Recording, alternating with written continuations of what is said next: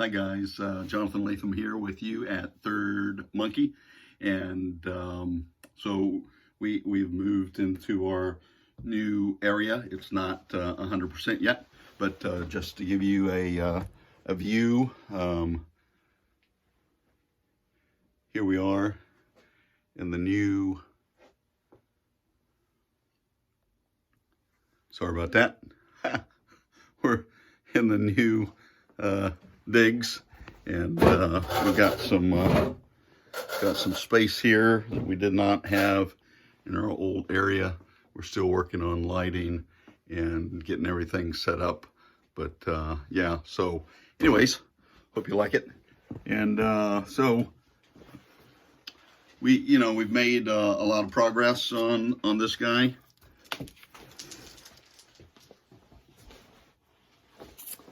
And we are moving forward with him, our third monkey, as we call him. And so we done a lot of work and are about at the place where we are going to move on with some other modifications, and then soon on to the hair. We had a really good suggestion from the great and wonderful Steve Wang about using Dow 74 foam adhesive spray to spray over the open cell foam and then put latex on top of that after it dries, and then paint it. And that's great. It's a great suggestion. Thank you, Steve, for sharing that with me. I appreciate it, and I'm passing it on. For this build, though, since we're making stuff with things you have around your house, I decided not to do that, and I'm just doing multiple layers of paint and latex to get the skin look on it. And we're getting there. We're not quite there, but we're getting there. And if I were doing this in a different format, I would definitely use the spray adhesive, the 74 foam adhesive, and spider web it on, and then wait for it to dry and do the latex on top of it. But that is expensive, and unless your parents, mom or dad, are people who do car upholstery work, you probably don't have that laying around your house. And it's about, I don't know, $34 a spray can. So I didn't choose to go that route, but great suggestion. Still loving my Adam Savage apron that I bought. Been practicing that word. And it's a great thing to be able to keep your tools in. My favorite knife, my favorite pair of scissors, usually a Sharpie, right? Okay, and that's great. Keep everything right at your fingertips, and a great place to keep your phone in a pocket right here, and some other pockets and some loops for other tools like hammers. And like Adam Savage says, every tool is a hammer.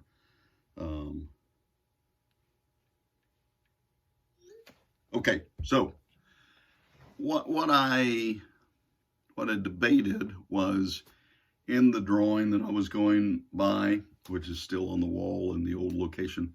I haven't moved that yet. I just moved a few things tonight. His chin is a little more prominent than the chin that I made. If you'll notice, the chin that I made is sort of a short chin. No, I did not make the Joker mask in the background. Yes, that is an original Cocoon movie poster back in the day. Anyways, so I have toyed with the idea of whether I want to leave the chin like it is, or if I want to make it more like the one in the photo. And I have started roughing out a chin, okay, that is more prominent and more in lines with the photograph. So what I'm going to do is I'm going to continue to work on this chin, all right, this piece of foam. I am not going to attach it yet. I'm just going to work on it. Then when I get it to where I want it to be, shape-wise, and I'm just using scissors for this. It's all scissors work. When I get it to where I want it to be shape-wise, then I'm going to paint it to match this. And then I'm going to hold it up and look at it and see, do I like it? Do I not like it?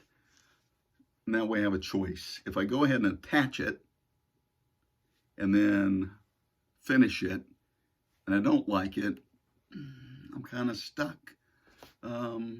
Sure, I could redo it, but that would be a lot of work that I don't want to have. And so, therefore, I'm just going to scissor it out, paint it, hold it up, see if I like it. If I like it, attach it. If I don't like it, then I'm just going to leave it off, okay?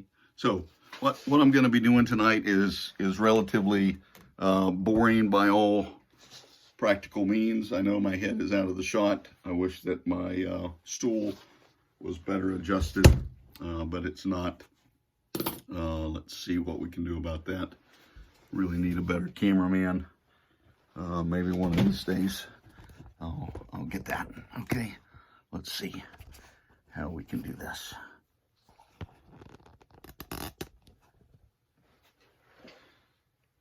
Nope, nope, nope. All right.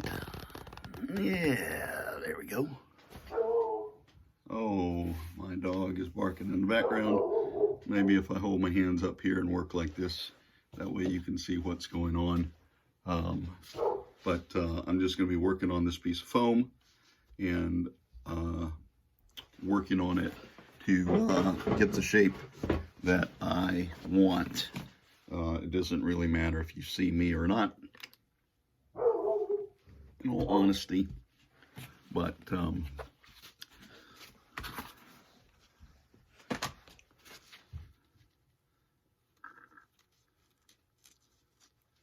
how do you do this? I can't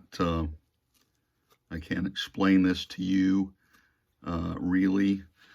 I kind of draw out, and I showed you in one of the other videos, I kind of block out on a piece of foam with marker, usually a black Sharpie, like the one I have here.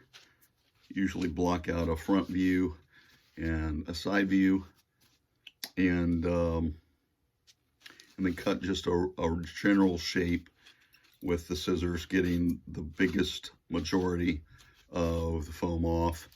And then I just started doing some detail work on this piece. I know that I need to take a lot out of the center because I want the edges to be nice and thin to attach to the rest of the mask and blend in the best it can, right?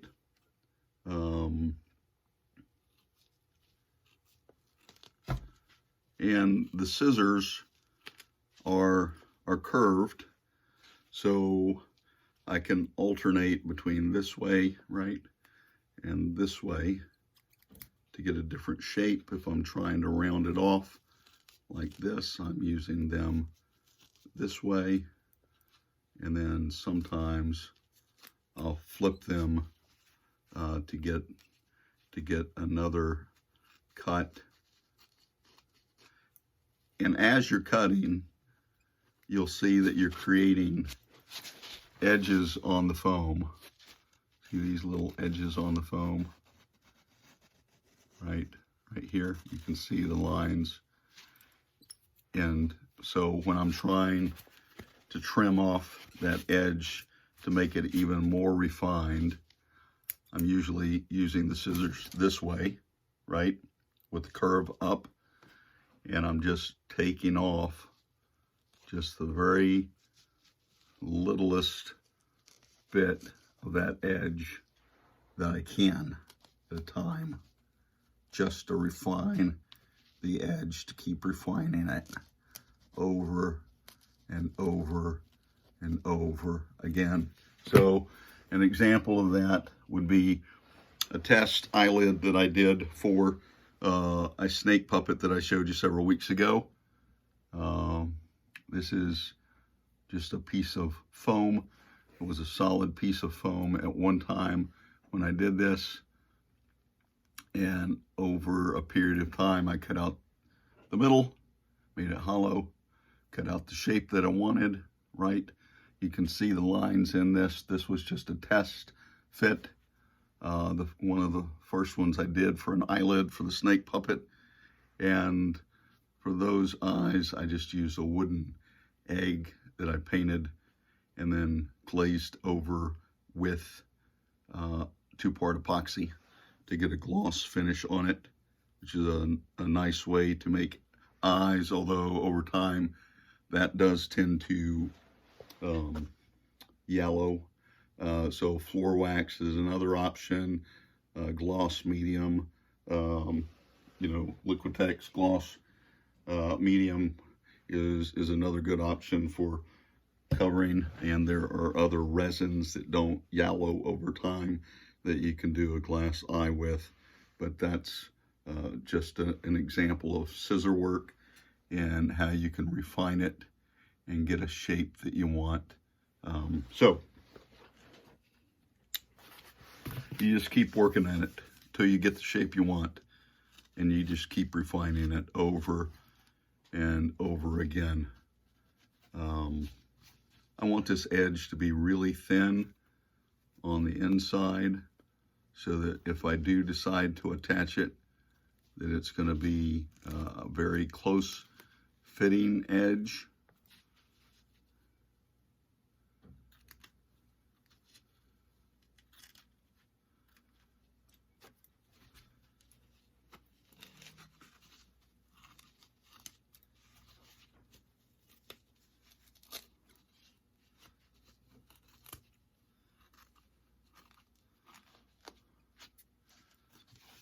And when I'm cutting this out, I'm just cutting it, going back and looking at how it looks on here, right?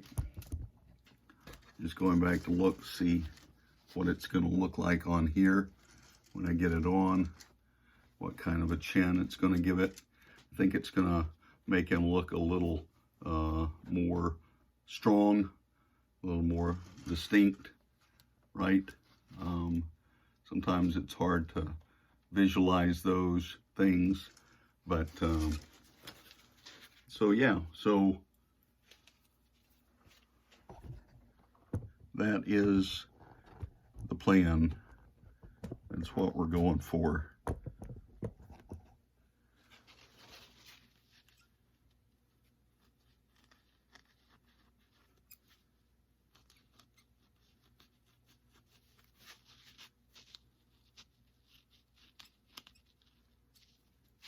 Listen, I'm also on LinkedIn. I'm also on Facebook. I try to post these videos on a couple of different mediums, depending on, the audience and what you're on.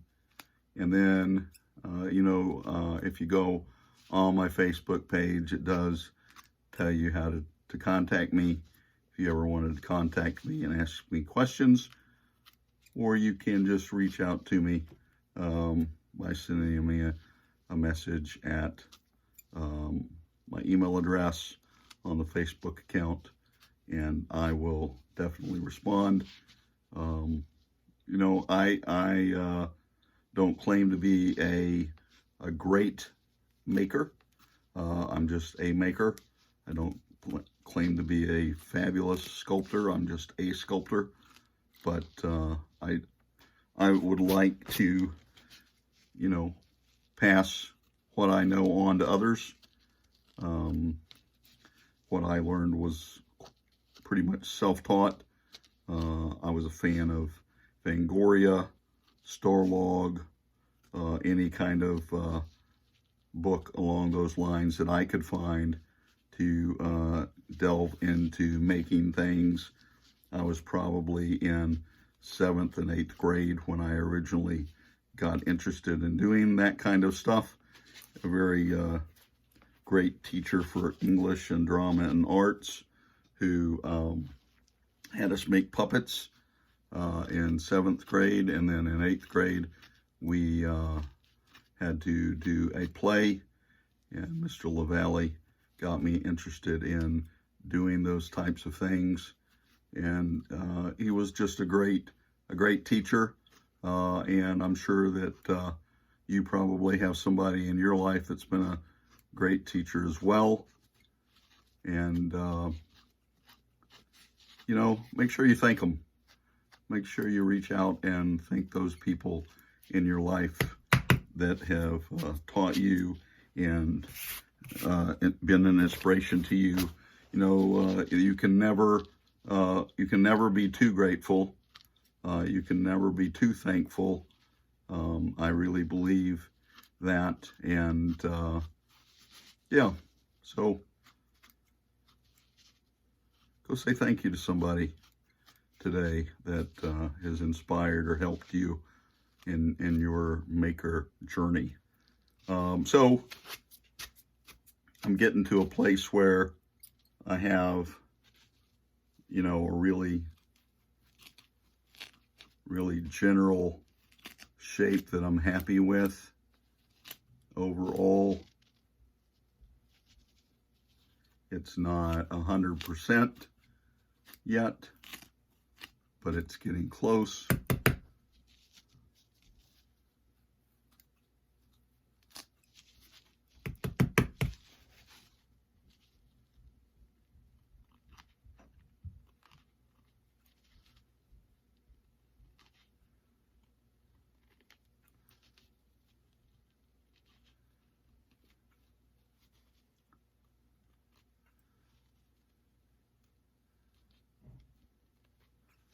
Just put in some lines in the chin, right?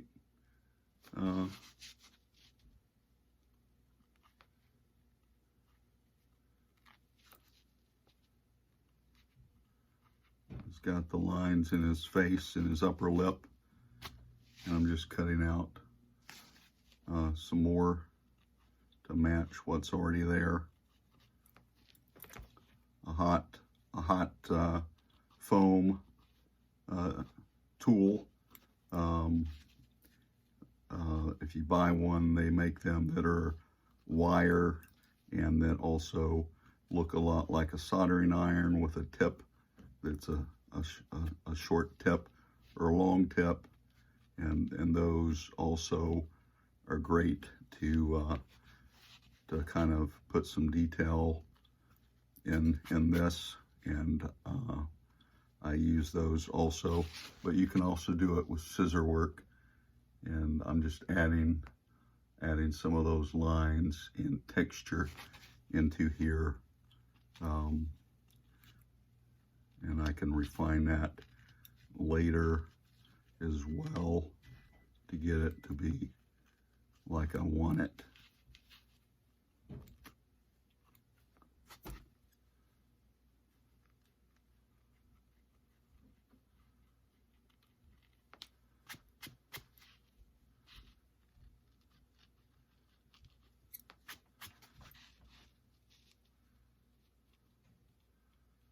And I'm just taking off the littlest bit of foam every time that I do a pass. I'm just taking off just a little bit of foam at a time.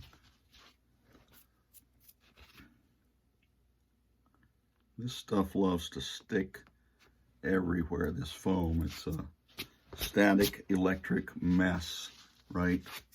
When it just flies all over the place. I try to put it in something usually, or do something with it to get rid of it so it's not all over the place. If you flick your scissors, you flick it off, but then it's all over the floor, all over your workstation, and it can get quite messy.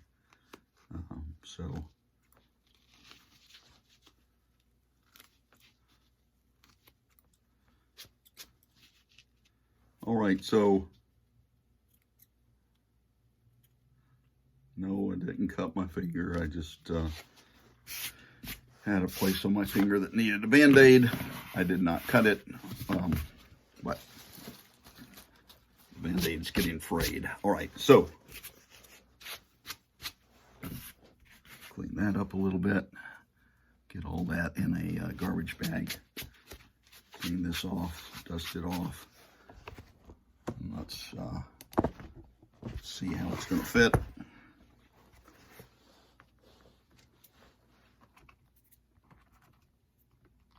It's even sticking to the mask here. All right, so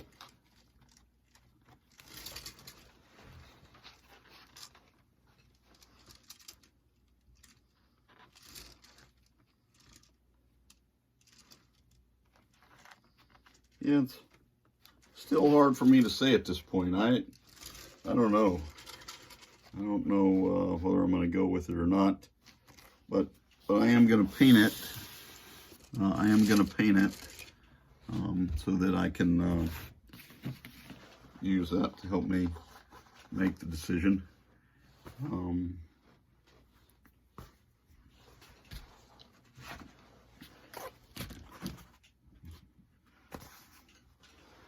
Gonna unplug my glue gun because I don't think I'm going to need it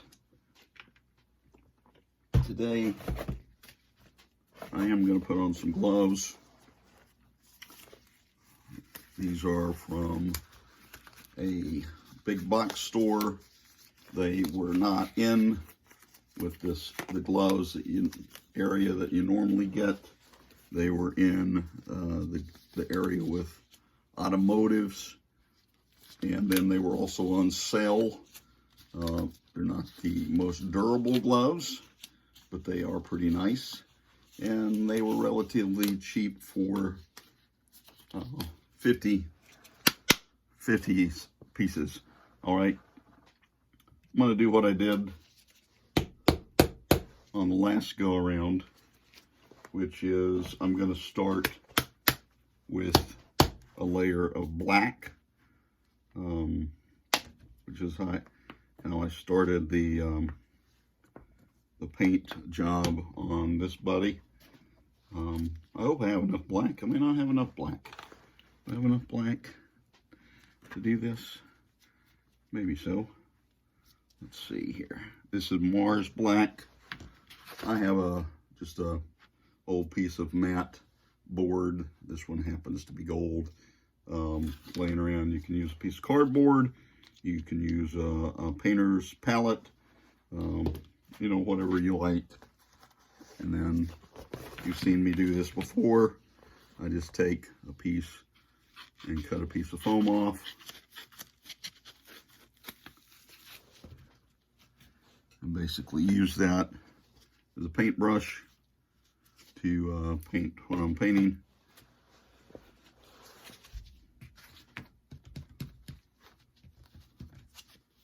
And I'm just going to lay down the black on here for the base. It's all about the base, about the base, about the base.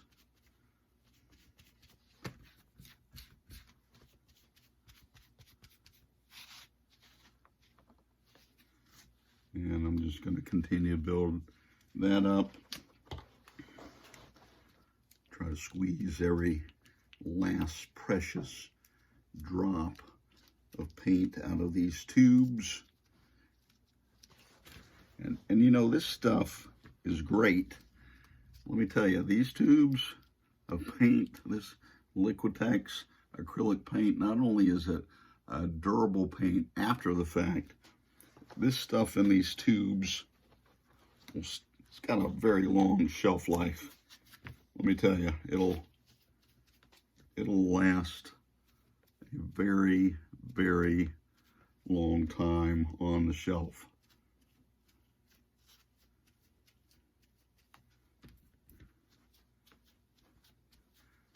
And I'm just dabbing it in, getting it into the foam, trying to get a good coverage, a good even coverage on it.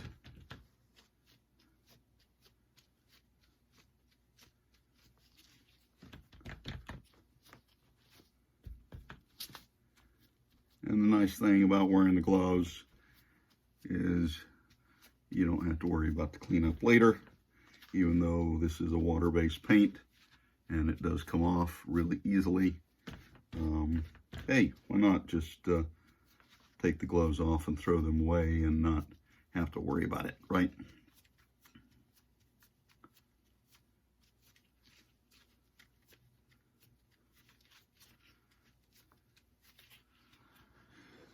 Sometimes you want to look at it in a different light, right? See if you got the coverage that you thought you did. Along the edges, just go back and check that. I don't need the coverage on the underside, right? Because that's going to be glued on if I choose to use this one. So I don't need that coverage there. All right.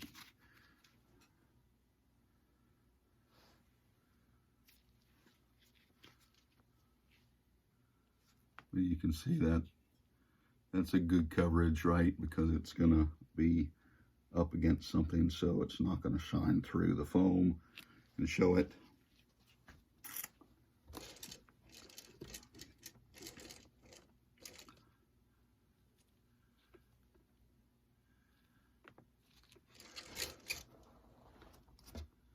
So this is wet.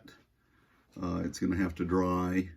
That's one of the things in working on stuff like this that you have to take into account right early on in doing this kind of stuff. I had no patience for any of that. I was always wanting to get things done in a hurry. Didn't have patience to wait on anything to dry. Always wanted it to be done right then and on the spot. And so I've learned over time that sometimes you just have to wait on something before you can do the next step. That being said, you could do something like this and then move on and work on something else. I'm not going to do that in this particular segment. I'm just going to stop and come back to it once it's dry. I'm going to close up my paint. Not much left there. Have a little bit for next time. I'm just going to leave this laying paint side up so that it can dry. Put my scissors away. I think it was Dick Smith, John Smith, Dick Smith, John Pierce, great makeup artist that John Chambers. Always keep your work area clean and neat and put things away at the end of the day. And so I've still got some more work to do here in this room to get it where I want it, but we're making progress. Thanks for watching. I appreciate it. This is Third Monkey. I'm Jonathan Latham, and go out and make something.